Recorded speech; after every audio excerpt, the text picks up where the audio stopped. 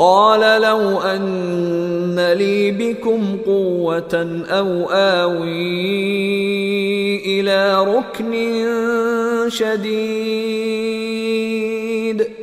قال لو ان لی بکم قوتاً، حضرت لوط علیہ السلام فرماتے لو کاش، انا بے شک، لی لام کے لیے یہ متکلم کی علامت آ گئی، لی میرے لیے، بکم تمہارے متعلق، کم تم سب، بے کے متعلق تمہارے متعلق، قوتاً کوئی قوت ہوتی، کاش میرے پاس تمہارے خلاف کوئی قوت ہوتی، او یا آوی، آوی یہ پناہ، سہارا، تو میں پناہ لیتا،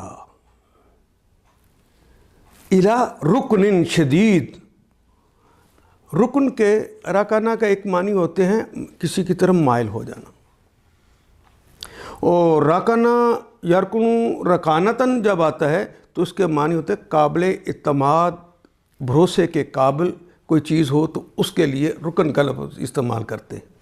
یہ جو بلڈنگز کے اندر پلرز بنے ہوتے ہیں ان کو بھی عربی زبان میں رکن کہتے ہیں۔ یہ رکن جو ہوتے ہیں ان کے اوپر، پلرز کے اوپر اعتماد کیا جاتا ہے کہ یہ اس کے بوجھ کو، چھت کے بوجھ کو سہار لیں گے، دیوار کے بوجھ کو سہار لیں گے۔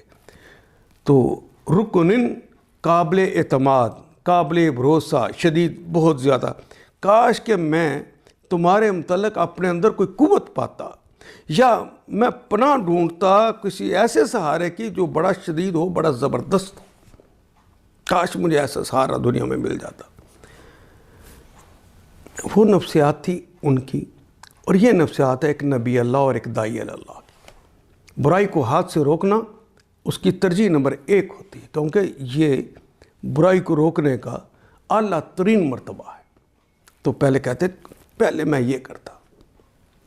حضرت لوط نے کہا کاش میرے پاس اتنی طاقت ہوتی کہ تمہیں سیدھا کر دیتا ہوں۔